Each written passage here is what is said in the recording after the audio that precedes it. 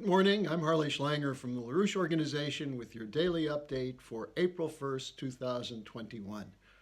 I wish what I was reporting to you could be categorized as an April Fool's joke, but unfortunately, the control of foreign policy in the United States from the top down, whether it was under the Trump administration or now the Biden administration, would be a sick joke if it weren't so deadly serious. The State Department just released their annual human rights report, and it is full of the discredited claims of China's oppression of the Uyghur minority in Xinjiang province. Now, you've heard about this constantly in the media, that everyone's talking about concentration camps and oppression and brutality by the Chinese, and it all comes from one source primarily, a source funded by the National Endowment for Democracy, which was the same network that carried out the coup in Ukraine in 2014. It's the same network funded by Soros, which has pushed for regime change all over the world, including against Russia and China, and is now also, or has been engaged in regime change in the United States during the Trump administration and the attacks on Donald Trump. Now, there are Muslim officials who include Saudis who have reported that they've investigated and found no legitimate charges against oppression of Muslims in Xinjiang province. What the Chinese are doing and have been doing is shutting down the mosques and the logistical support operations for Uyghur Muslims who were recruited and sent to Afghanistan, to Iraq, to Syria to join the terrorist movements there, and then to come back to China as part of a regime change operation. This is partly, the operation is partly done under the World Uyghur Congress, which is funded by the National Endowment for Democracy. It's pushed extensively by media such as CNN, The Guardian, The New York Times, and others, as well as human rights frauds such as Samantha Power, who has never met a regime change she couldn't support.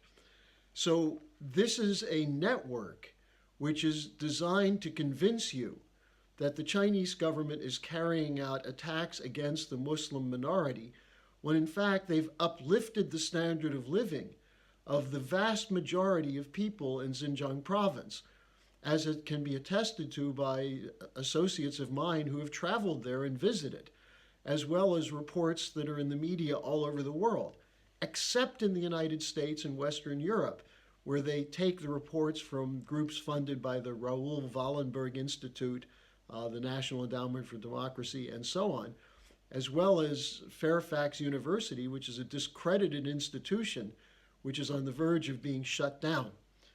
Now, the most recent report on this was by Yona Diamond, who relied on the lies promulgated by Adrian Zenz.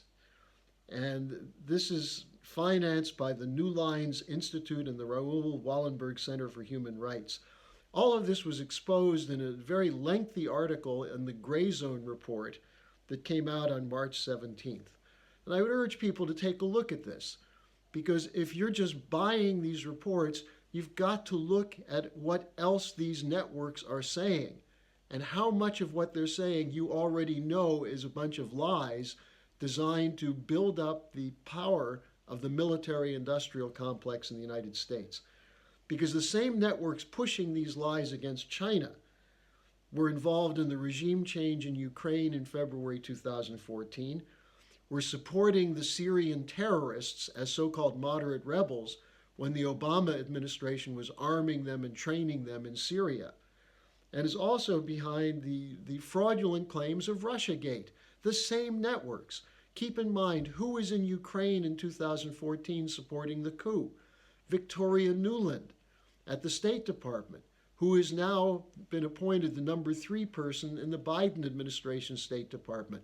Her husband, Robert Kagan, is one of the leading members of the neocons who founded the Project for a New American Century, an American unilateralist grouping which was responsible for the endless wars which President Trump vowed to shut down. So these networks that are pushing these lies are the same networks. Let me give you an example of some other things. These are the same networks which claimed that Russia used chemical weapons to attack the Skripals and also Navalny, certified by the same media and anonymous sources that claimed that Trump was working together with Putin to win the election in 2016. This is the same network that said Syria used chemical weapons in Duma, which has now been exposed as a fraud, although they're still continuing to argue that we have to overthrow Assad and use sanctions against the Assad government because of his alleged use of chemical weapons, which is simply not true. It's another false flag lie. They're used to justify sanctions against China, against Russia, against Syria, for regime change purposes. Now, underlying this is that the need of the military-industrial complex to convince Americans that we need to spend $750 billion a year on defense to have bases all over the world. To do what? To conduct operations on behalf of a world order of American unilateralists that are defending the interests of the City of London and Wall Street. They're not protecting Americans. This is not about our national security. Our national security doesn't depend on us bombing poor villages in Yemen, starving children in Yemen or Syria, or making up stories against China for the purposes of funding a buildup of the Pacific Fleet. This is all done on behalf of the U.S. war machine. Now, here's the ultimate irony. As President Trump tried to work with Putin and Xi Jinping to bring about friendly cooperative relations between the United States and China and Russia, his administration's foreign policy was completely hijacked by neocons, the old stay-behind networks in the State Department, the intelligence community, the Defense Department, the people who were behind Russiagate, behind Ukrainegate. Remember the Ukrainian impeachment? Who ran that? That was U.S. State Department personnel in Ukraine working together with people in the Trump administration National Security Council to get rid of Trump. Why? Because he didn't want these wars. At least he said he didn't. But his administration continued to support them. And the Republicans in the Congress worked with the Democrats in the Congress to thwart Trump's effort to bring the troops home. These are now the same networks that run Biden's foreign policy, with backing of the same think tanks like the Center for New American Security, which had Victoria Nuland as its president for a while, which was founded by Kurt Campbell, who is now the number 3 person in the State Department, who's in charge of Asia policy, who ran the Pivot to Asia of Obama, which was part of the Trans-Pacific Partnership, which Trump pulled the United States out of. So those of you who are Trump supporters who are falling for this China line, you ought to look at who you're getting this information from, where it's coming from. And of course, these are the same networks that control the mainstream media, the social media of big tech, and so on. Now, what else do they support? The Great Reset, the attempt to establish a global central bankers dictatorship to protect the speculative interests of the world's largest debtors, the hedge funds, the commercial banks who are holding trillions of dollars of worthless assets that need constant quantitative easing funds from the Federal Reserve, ultimately backed by what? The ability to steal from you to bail them out. So the same networks that are pushing this global bankers dictatorship want you to think we have to have military buildups because of the so-called malign intent of Putin and Xi Jinping. Well, the malign intent is actually that of the officials running the State Department, the Defense Department, the intelligence community, the Justice Department, and so on.